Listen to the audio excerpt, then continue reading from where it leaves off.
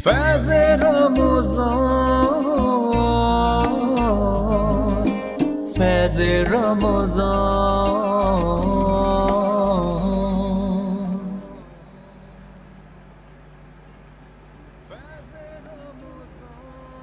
नाजरीन, आप सब देख रहे हैं फैज़ रमज़ान। वक्फे के बाद हम एक बार फिर हाजिर हो गए। पैनल तो हमारा तब्दील नहीं हुआ है, लेकिन एक और मेहमान ने अभी अभी हमें ज्वाइन किया है। उनका तारुफ भी आपसे करवाऊंगी, लेकिन सबसे पहले आपसे जो सवाल किया है वो आप सबको बता दूं। कुरान पाक की कुल सूरतें कितनी हैं? कुरान पाक की कुल सूरतें कितनी हैं? 3 ऑप्शंस आपको दिए गए हैं, 90, 100, 114। आपने इसका सही जवाब बताना है। फेसबुक पर, यूट्यूब पर, ट्विटर पर या इंस्टाग्राम पे फैज़ रमज़ान की लाइव इफ्तार ट्रांसमिशन के ज़रिए आप हमें ज्वाइन कर सकते हैं।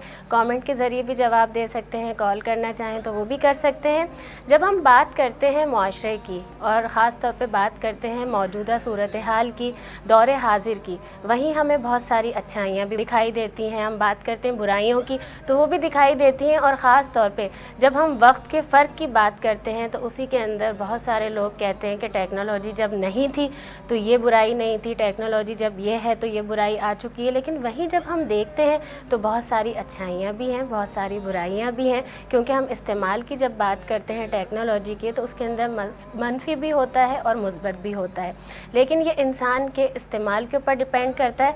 यकीनन हम आज बहुत सारी चीज़ों पर बात करेंगे। जब अपने मेहमान की मैं बात करती हूँ ख़ास तौर पर, तो इस वक्त जो मेरे साथ कोई ना कोई मेहमान शख्सियत मौजूद होती है, हम उससे बात करते हैं मौजूदा सूरत हाल पर भी, अपने मौजू पर भी, लेकिन सबसे पहले उसके रोज़े के बारे में भी। आज जब हमारे साथ जो मेहमान मौजूद हैं उनका आपसे तारुफ करवाऊंगी। हमारे साथ मौजूद हैं हाजी चंदजेब सवाती साहब, जो कि मारूफ बिजनेसमैन भी हैं, रहनुमा पाकिस्तान पीपल्स पार्टी हैं। आज खुशामदीद करूंगी सबसे पहले फैज़ रमज़ान में। अस्सलाम वालेकुम, कैसे हैं हाजी साहब? अल्लाह पाक का बड़ा। और रमज़ान में देखें वक्त निकाल कर आए, बहुत बड़ी बात है, क्योंकि ये क्योंकि वैसे जा रहे होते हैं आप चैनल्स पे, लेकिन रमज़ान में माजरत कर रहे होते हैं, ये मैंने देखा है। तो बहुत शुक्रिया आपका आज आपकी आमद का।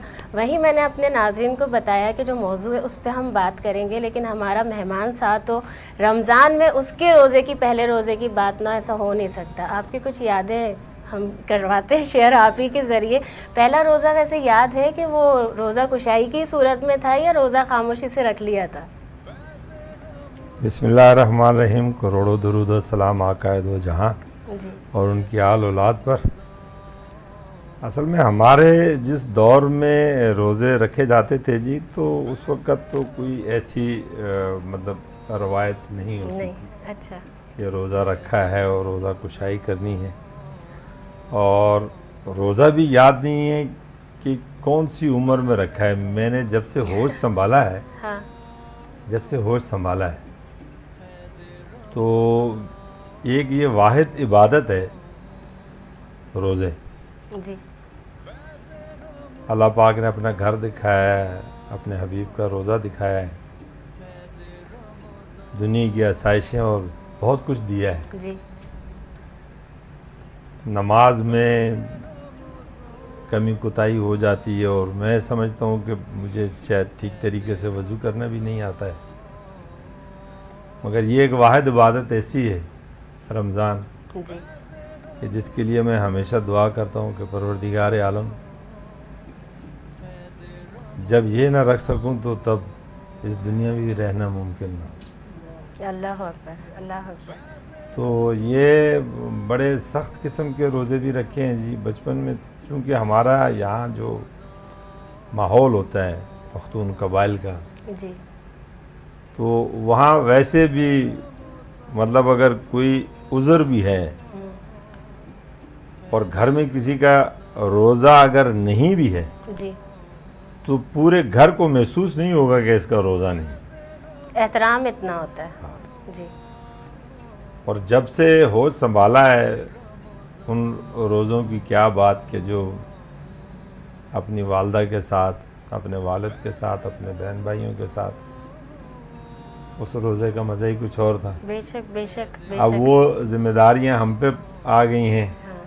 तो अब वो पोते पोतियां, नवासे, बेटे बेटियां, बेगम, तो ये हमारे यहाँ बड़ा अच्छा होता है कि हम मतलब अफ्तारी से तकरीबन कोई आधा पौना घंटा पहले जो है ہماری دسترخوان جو ہے وہ لگ جاتا ہے، ہاں اس کے اوپر جو ہے پھر سارے مل کے جو ہے وہ درود و سلام کی محفل ہوتی ہے. اچھا، باقاعدہ طور پر باقاعدہ اہتمام daily. ہوتا ہے، کیونکہ میں اس Daily. کے بعد آپ سے سوال یہی کرتی کہ آپ Daily. جو وقت نہیں دے رہے ہوتے، معذرت کر رہے ہوتے ہیں ہر چیز سے، تو وہ گھر اس میں کی رہنے بنیادی کا وجہ یہ ریزن ہوتی کیا ہے، ہے؟ اس کی جی. بنیادی وجہ یہ ہوتی ہے کہ گھر میں جو افطاری ہوتی ہے، اور یہ ہونا چاہیے. میں ایک دو چیزیں جو ہے وہ آپ لوگوں سے شیئر کرتا ہوں کہ دیکھیں، آپ افطاری کے ٹائم میں آپ نے دیکھا ہوگا بڑی ہپڑ دپڑ ہوتی ہے، تو یہی وقت ہوتا ہے مانگنے کا. آپ نے سارا دن روزہ رکھا ہے، آپ اللہ تبارک و تعالیٰ کو آپ کی بھوکا رہنا بھی پسند نہیں ہے اور پیاسا رہنا بھی پسند نہیں ہے. ہاں بالکل.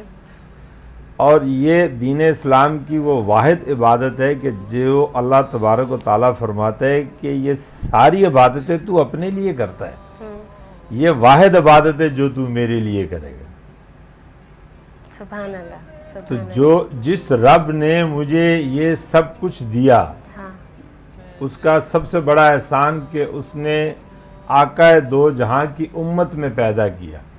ماشاء اللہ ماشاء اللہ. سبحان اللہ. اچھے ماں باپ دیے، اچھی بیوی دی، اچھی اولاد دی، اچھی زندگی دی. تو یہ روزے اس نیت سے رکھتا ہوں کہ روزے محشر جب حشر کا میدان ہو اور آقا دو جہاں وہی سب کی مغفرت کا ذریعہ ہیں، ہاں وہاں بھی امتی امتی ہونا ہے. جی. تو وہاں یہ کہہ سکوں کہ پروردگار اپنی عبادت میں تو کمی کوتاہیاں رہ گئی تھیں، مگر جو خالصتاً آپ کی عبادت تھی اس میں کہیں کمی کوتاہی نہیں چھوڑی. اور روزہ اس حالت میں بھی رکھا ہے کہ روزہ رکھ کر بے ہوش بھی ہوا ہوں، اور روزہ اس حالت میں بھی رکھا ہے کہ نہیں، لیکن یہ بچپن میں ہوئے آپ بے ہوش؟ نہیں، بات کی بات ہے، ہم تو پوچھیں گے نا اس پر. یہ جب مطلب میں اس وقت یہاں کراچی میں، یہ سن 1981-82 کی بات ہے، جی. اس وقت میں ایز اے کاریگر ایک لیتھ مشین جو ہے وہ کارخانے میں کام کرتا تھا. جی. کئی لوگ اس میں ایسے تھے، اللہ پاک ان کو ہدایت دے پروردگار، روزے کئی لوگ نہیں رکھتے ہیں. کسی کا تو جینین عذر ہو وہ تو سمجھ میں آتا ہے، مگر یہاں تو ہٹے کٹے لوگ نہیں رکھتے ہیں. جس پروردگار نے سال کے 365 دن اور پوری زندگی آپ کو کھلایا پلایا ہے، تو اس کے نام پہ اگر 30 دنوں میں آپ روزہ رکھ لیں تو شاید یہی بخشش کا ذریعہ بن جائے. لیکن تو وہاں اس دن جو ہے ہمارا وہ جو بھٹی پہ آدمی کھڑا ہوتا تھا، جی جی تو وہ نہیں آیا. ہاں. میرے استاد تھے، اللہ پاک ان کو غریق رحمت کرے، سعد شریف صاحب. تو انہوں نے کہا خان صاحب اب یہ بھٹی پہ کام کرنا بھی ضروری ہے، ہاں. کیونکہ پروڈکشن کرنی ہے اور صبح مال ہم نے دینا. آلون فیکٹری کا مال بناتے تھے. تو اب یہاں کوئی کھڑا ہونے کو تیار نہیں. میں نے کہا جی میں کر لیتا ہوں. اور روزے کی حالت میں؟ روزے کی حالت میں. تو وہ تقریباً کوئی مغرب سے تھوڑی دیر پہلے جو ہے وہ ہمت جواب دے گی اور میں گر گیا. اچھا. تو یہ مجھے یادگار ہو وہ گیا. دوستوں نے پکڑا، اٹھایا، پانی وانی چھٹے وغیرہ مارے. تو وہ جب پانی وانی مارا تو تھوڑا میں ہوش میں ہوا، تو انہوں نے مجھے پانی پلانے کی کوشش کی. تو میں نے کہا نہیں، یہ مہربانی، میری آنکھوں میں آنسو بھی تھے. میں نے کہا یہ مہربانی کرو. لیکن آپ کی یہی بات سنتے ہوئے میں نے کہا نا کہ وہیں ایک اور سوال بھی آتا ہے، جہاں ہم کیونکہ رویوں کی جب ہم بات کرتے ہیں، معاشرے کی اپنے بات کرتے ہیں، بہتر معاشرے کی تشکیل کس طرح سے ہو سکتی ہے؟ بہتر معاشرے کی تشکیل دیکھیں نا، اللہ کے نبی نے فرمایا کہ امت میں بہت ساری خرابیاں ہوں گی، بہت سارے عیب ہوں گے. نمبر 1، میری امتی کو جھوٹا نہیں ہونا چاہیے. نمبر 2، میرے امتی کو خدا کے ساتھ کسی کو شریک نہیں ٹھہرانا چاہیے. نمبر 3، اپنے ماں باپ کا ادب کرنا. ہاں بے شک. اب گھر کی جو آپ کی تربیت ہے وہ آپ کی ماں کی گود ہے. ہاں. 1,24,000 انبیاء کے باوجود بھی ہدایت کا جو دروازہ ہے وہ میرا رب ہی کھول سکتا ہے. بے شک بے شک بے شک. اس میں کسی مطلب دعا ہے، یہ اللہ تبارک و تعالیٰ نے جب حضرت جبرائیل علیہ السلام کو بھیجا ہے کہ جائیں آئیں، مجھے اشتیاق ہے اپنے حبیب سے ملنے کا. تو وہ با اجازت اندر آتے ہیں اور پھر بھی عرض کرتے ہیں کہ یا رسول اللہ اگر آپ کی مرضی ہو جانے کی تو لے جائیں، آپ نے رہنا تو رہیں. تو اللہ کا نبی اس وقت بھی فرما رہے کہ میری امت کا پوچھ کر آؤ، میرے بعد میری امت کا کیا ہوگا. معاشرہ اور معاشرے کا بگاڑ یہاں تک آ گیا ہے کہ اس امت سے پہلے کی جو امتیں، جو قومیں تباہ ہوئیں، ہم ان کی بنسبت ان سے بڑے گناہوں میں بھی مبتلا ہیں، ان سے بڑی گمراہی میں بھی مبتلا ہیں. ماں باپ گھر میں ایک تربیت کرتے ہیں، معاشرہ آج جس طرف جا رہا ہے ہم سمجھتے ہیں کہ علم زیادہ ہو گیا ہے. اب علم کی جو بنیاد ہے وہ آپ کے کریکٹر کو بنانے کے لیے، آپ کی سمجھ بوجھ کے لیے، وہ بطور ہنر نہیں ہے. علم الگ چیز ہے، ہنر الگ چیز ہے. عمل بنیاد کسی بھی انسان کی دنیا اور آخرت کی جو ہے وہ اس کے عمل پہ ہے.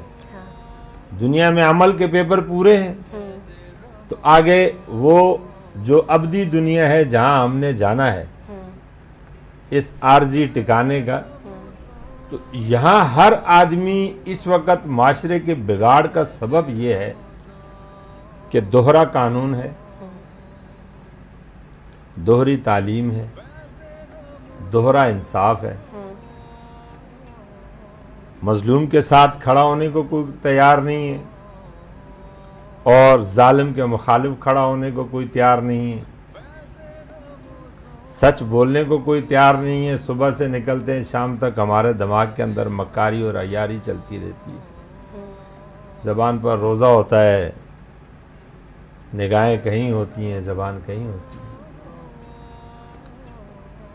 تو معاشرہ آپ کے سامنے، مطلب مسلم معاشرے سے بہتر معاشرہ ہو ہی نہیں سکتا ہے کہ مسلمان واحد وہ دین اسلام کے پیروکار ہیں کہ جو نبوت کا دروازہ بند کرنے والے نبی کی امت ہیں، ان کے بعد کسی نبی نے نہیں آنا. اب وہ جو انبیاء والا جو کام ہے وہ امتیوں نے کرنا ہے، وہ جو اللہ اور اس کے حبیب کو مانتے ہیں. تو جو رستے انہوں نے دکھائے ہیں، انہوں نے منبر رسول کو جو استعمال کیا ہے آقا دو جہان نے، وہ تربیت کے لیے کیا. انہوں نے اس معاشرے کی تربیت کی کہ جس معاشرے میں ایک باپ اپنے گھر کی رحمت اپنی بیٹی کو زندہ گاڑ دیتا تھا. بے شک انہوں نے اس معاشرے کے انسانوں کو، ان بدوؤں کو، ان لوگوں کی تربیت کی ہے. شعور دیا انہیں. معاشرے کا سب سے پہلا جو ذمہ دار ہے، جس کے اوپر ذمہ داری عائد ہوتی ہے، وہ منبر رسول ہے. پھر استاد ہے، کیونکہ آقا دو جہاں کو معلم کہہ کر پکارا گیا ہے. اللہ تبارک و تعالیٰ جب بھی پکارتا ہے میرے نبی کو تو وہ معلم کہہ کر پکارتا ہے. تو آج جو معلم ہیں، کیا وہ اپنے پاس ایک وہ نرسری سے لے کے یونیورسٹی تک جو بچی اور بچہ ان کے پاس آتا ہے، وہ ان کو علم کے ساتھ عمل سکھا رہے ہیں یا نہیں؟ علم تو شیطان کے پاس بھی بہت تھا نا، جو کہ فرض ہے ان کا کام. علم تو شیطان کے پاس بھی بہت تھا، اور وہی علم اس کے تکبر کا باعث بن گیا، اور وہی اس کا تکبر جو ہے اس کی تباہی کا باعث بن گیا. آپ بہتر معاشرے کی تشکیل چاہتے ہیں تو اس کے لیے معاشرے کا حساس ہونا بہت ضروری ہے. جن معاشروں کے اندر بے حسی زیادہ ہو جائے، ظلم زیادہ ہو جائے، ناانصافی زیادہ ہو جائے، اچھے اور برے کی تمیز ختم ہو جائے، چور اور چوکیدار کی تمیز ختم ہو جائے، تو وہ معاشرے صرف زندہ رہ سکتے ہیں، مثال نہیں بن سکتے. دین اسلام مثال ہے، اللہ کے نبی کی ذات مثال ہے. بالکل بالکل. قرآن سے بہتر کتاب دو جہانوں میں موجود نہیں ہے.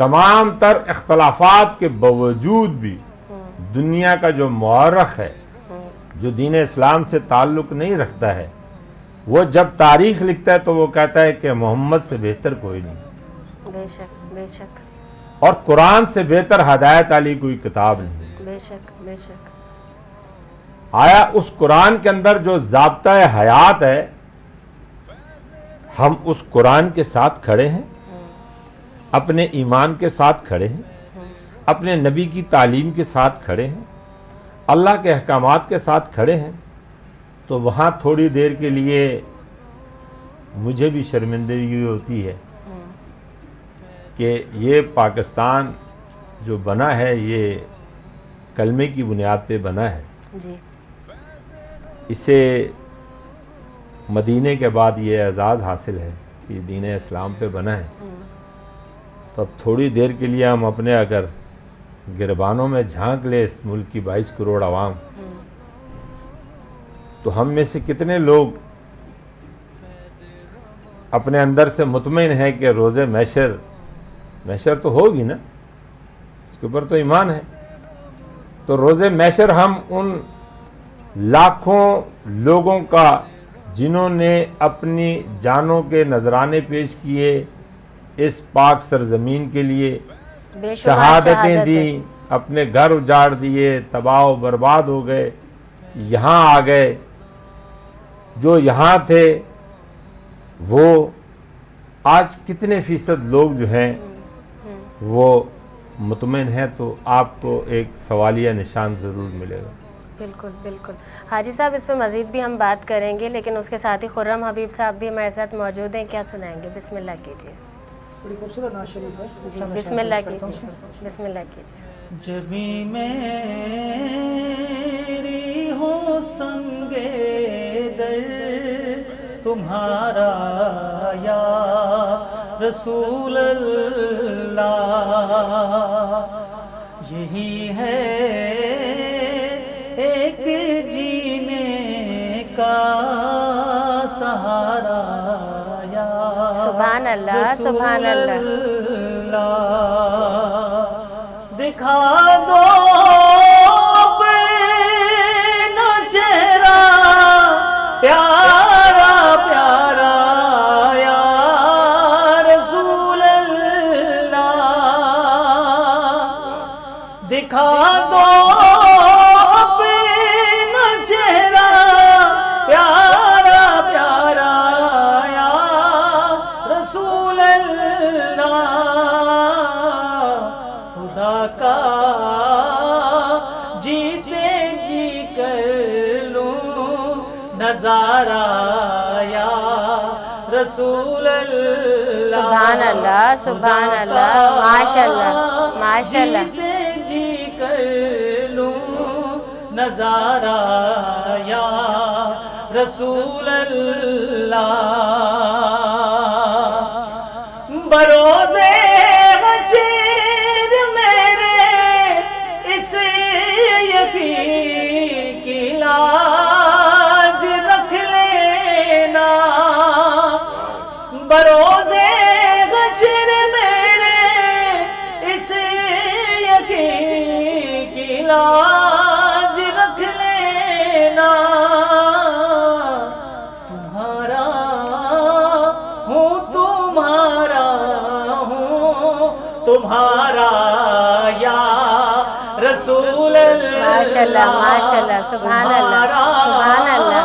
ہوں تمہارا ہوں تمہارا یا رسول اللہ، تیرا درگاہ میرا سرغو سکون قلب میسر ہو،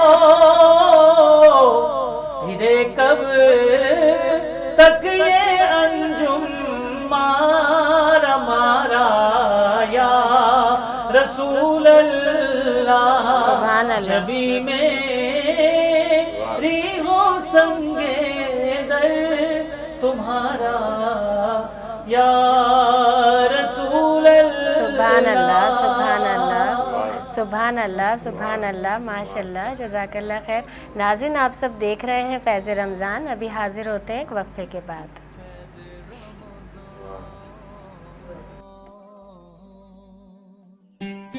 फैज़